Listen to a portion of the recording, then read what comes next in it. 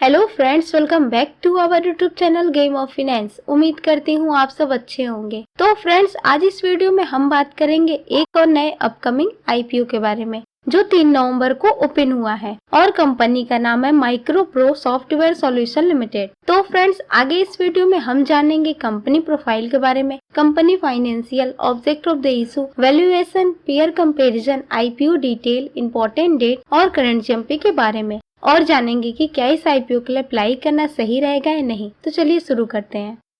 तो सबसे पहले बात करें कंपनी प्रोफाइल की, तो माइक्रोप्रो सॉफ्टवेयर सॉल्यूशन 1988 में स्टार्ट हुई थी और ये कंपनी आईटी सर्विस कंपनी है जो सॉफ्टवेयर डेवलपमेंट, डाटा प्रोसेसिंग और सॉफ्टवेयर ट्रेनिंग के बिजनेस में एंगेज्ड है। कंपनी के पास 150 से ज्यादा प्रोफेशनल उसके टेक टीम में है। अभी तक कंपनी 4000 से ज्यादा क्लाइंट को सर्विस दे चुकी है और कंपनी के customer mainly India, USA, UAE और अफ्रीका बेस्ड है। इन सब के अलावा कंपनी गवर्नमेंट को भी सॉफ्टवेयर सॉल्यूशन प्रोवाइड करती है।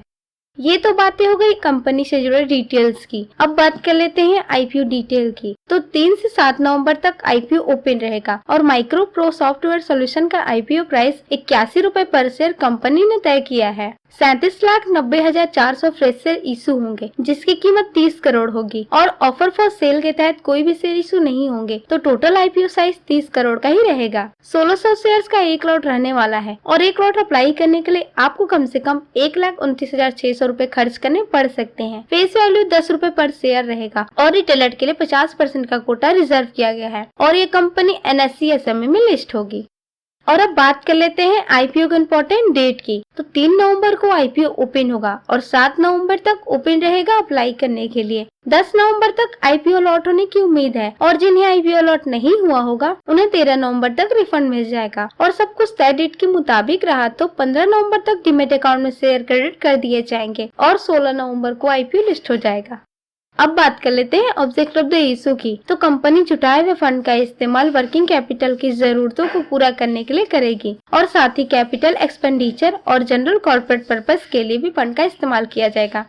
ये तो बातें हो गई आईपीओ से जुड़े डिटेल्स की। अब बात कर लेते हैं कि इस आईपीओ के लिए अप्लाई करना चाहिए या नहीं। तो उससे पहले एक बार कंपनी का फाइनेंशियल चेक करना बहुत जरूरी है। तो आइए एक नजर कंपनी के फाइनेंशियल पर डालते हैं। तो बात करें सबसे पहले टोटल एसेट की, तो फाइनेंशियल ईयर 2021 में 15 करोड़, 2022 में 20 करोड़, 2023 में 25 करोड़ और फाइनेंशियल ईयर 2023 के मई तक कंपनी का टोटल एसेट बढ़कर 24 करोड़ 80 लाख का हो गया है। कंपनी का टोटल एसेट बढ़ता हुआ दिख रहा है जिससे पता चलता है कि कंपनी ने अपने बिजनेस को लगातार एक्सपेंड किया है। अब बात कर लेते हैं टोटल रेवेन्यू की। तो 2021 में 13 करोड़, 2022 में 17 करोड़, 2023 में 22 करोड़ और फाइनेंशियल ईयर 2023 के मई तक 2 करोड़ 75 लाख का रेवेन्यू कंपनी जनरेट कर चुकी है। रेवेन्यू में लगातार ग्रोथ हो रहा है। कंपनी के रेवेन्यू में लगभग 26% की वृद्धि दर्ज की गई है जो कि अच्छे संकेत है कंपनी के लिए। और अब बात कर लेते हैं प्रॉफिट आफ्टर टैक्स की। तो 2021 में 1 करोड़ 29 लाख, 2022 में 2 करोड़, 2023 में 5 करोड़ और फाइनेंशियल ईयर 2023 के मई तक 47 लाख का प्रॉफिट हुआ है कंपनी को। कंपनी के प्रॉफिट में भी 121% की ग्रोथ दर्ज हुआ है जो कि आउटस्टैंडिंग परफॉर्मेंस है कंपनी का। नेटवर्थ 2021 में 7 करोड़ था जो 2023 के मई तक बढ़कर 16 करोड़ का हो गया है और रिजर्व एंड सरप्लस 2021 में 7 करोड़ 63 लाख का था जो 2023 के मई तक बढ़कर 16 करोड़ 70 लाख का हो गया है। नेटवर्थ और रिजर्व एंड सरप्लस में कंसिस्टेंट वृद्धि हुई है जो कि अच्छी बात है कंपनी के लिए। और अब बात कर लेते हैं टोटल बोरोइंग की। तो 2021 में 4 करोड़,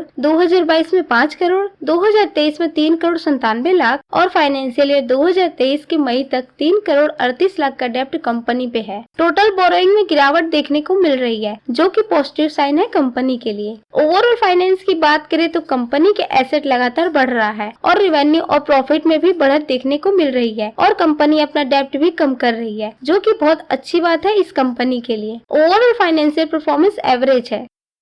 अब बात कर लेते हैं कंपनी की वैल्यूएशन की। तो अर्निंग पर शेयर 5.78 रुपए पर शेयर है और वहीं पीई रेशियो 14.01 के बीच निकल के आ रहा है और रिटर्न ऑन नेटवर्थ 35.93% है और नेट एसेट वैल्यू 659.28 का है। तो ओवरऑल कंपेयर करने पे कंपनी का वैल्यूएशन थोड़ा हाई नजर आ रहा है।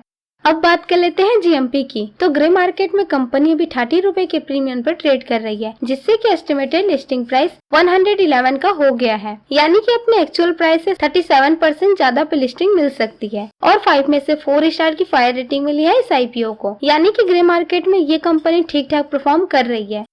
अब बात कर लेते हैं कि इस आईपीओ के लिए अप्लाई करना चाहिए या नहीं। तो कंपनी आईटी सेक्टर से बिलोंग करती है और फाइनेंशियल परफॉर्मेंस भी अच्छा है। अगर लास्ट डे तक लिस्टिंग गेन अच्छा रहा तो मैं अप्लाई कर सकती हूँ, अदरवाइज अवॉइड करना ही सही डिसीजन रहेगा। वैसे आप क्या सोचते हैं इस आईपीओ के बारे में, हमें कमेंट करके जरूर बताएं। और आपको वीडियो पसंद आया तो वीडियो को लाइक करें और चैनल को सब्सक्राइब करके बेल आइकन को प्रेस कर दें और अपने दोस्तों के साथ शेयर करना ना भूलें। And thanks for watching.